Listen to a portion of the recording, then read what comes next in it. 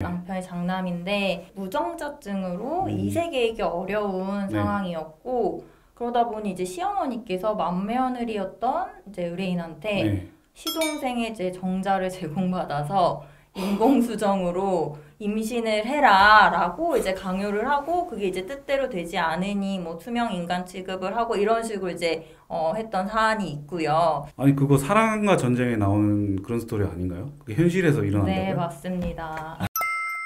안녕하세요. 사건사고TV 김지윤입니다. 이번 시간에도 김한성 변호사님 모시고 이혼과 관련된 이야기 나눠보겠습니다. 안녕하세요, 변호사님. 안녕하세요. 지난 시간에는 협의이혼에 대해서 말씀 나눠봤는데 이번에는 재판상 이혼에 대해서 제가 질문을 좀 드리겠습니다. 그 이혼을 고민하고 계신 분들 중에는 이제 내가 처해 있는 상황이 이게 이혼 소송으로 재판상으로 진행해야 될지 이런 걸 고민하고 계신 분들이 있으실 거고 궁금하신 분도 있으실 것 같아요. 그러면 이제 어떤 경우에 우리가 소송으로 진행할 수 있나요? 재판상 이혼 같은 경우에는요, 이제 협의 이혼과 달리 일정한 이제 이혼 사유를 요구하고 있습니다. 민법은 6가지 이혼 사유를 정하고 있는데요. 그래서 첫 번째는 많이 아시는 이제 부정행위, 그리고 두 번째는 배우자를 악의로 유기한 때, 그리고 세 번째는 이제 배우자 또는 그 직계 존속으로부터 심히 부당한 대우를 당했을 때, 네 번째는 반대로 나의 부모, 나의 직계 존속이 배우자로부터 심히 부당한 대우를 당했을 때, 그리고 다섯 번째 같은 경우는 이제 배우자의 생사가 3년 이상 불분명한 경우가 있고요. 마지막으로는 이제 기타 혼인을 계속하기 어려운 중대한 사유가 있을 때 이혼 소송을 진행하실 수 있습니다. 네, 제가 지금 들어보니까 좀 애매모호한 게 있는 것 같아요. 뭐 심히 부당한 대우가 뭐가 심한 거야? 라고 생각이 들 수 있을 것 같고, 그리고 아까 6번째 기타 혼인을 계속하기 어려운 중대한 사유가 있을 때 예를 들어 어떤 게 있을까요? 배우자로부터 뭐 가정폭력을 당한 경우도 있을 거고요. 정당한 이유 없이 부부관계를 거부하는 경우도 해당할 수 있습니다.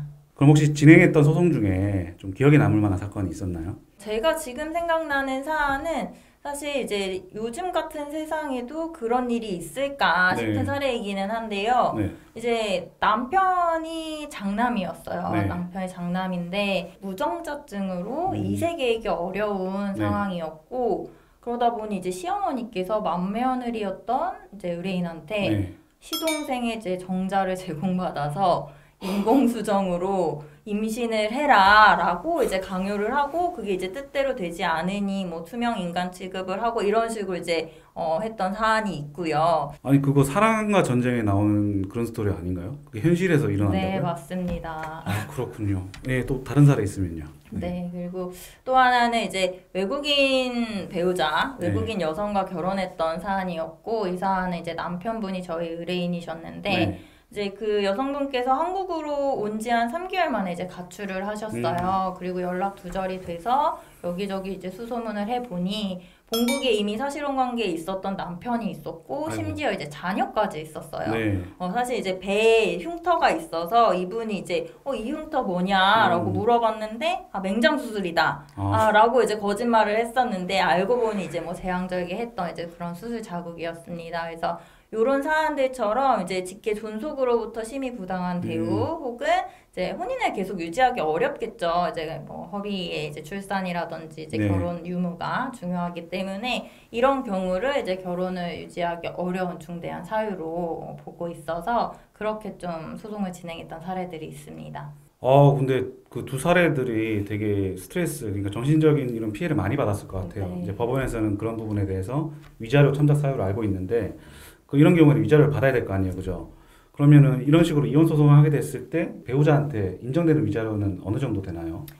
이게 사실은 위자료라는 게 정신적 고통에 대한 손해배상금이거든요. 근데 아직 우리 법원은 이제 정신적 손해에 대해서는 그렇게 많이 인정하고 있지는 않습니다. 그래서 통상은 이제 1,000만 원에서 3,000만 원 이내로 인정된다고 보시면 되고요. 앞서 말씀드린 두 사례도 위자료 자체는 그렇게 인정이 됐습니다. 다만 이는 재판상 이혼으로 진행됐을 때를 말씀드리는 거고요. 조정 이혼을 통해서는 7,000만 원 혹은 뭐 1억 원 이상의 위자료가 인정되는 경우도 있습니다. 꼭 이제 판결에서는 뭐 1,000만 원, 3,000만 원 나오는 케이스가 있었는데 조정으로 되는 경우에는 더 많은 금액도 나올 수 있다는 거군요. 맞습니다. 네, 말씀 잘 들었습니다. 이번 시간에는 김한성 변호사님 모시고 재판상 이혼에 관한 이야기 나눠보았습니다. 영상 시청해 주셔서 감사드립니다.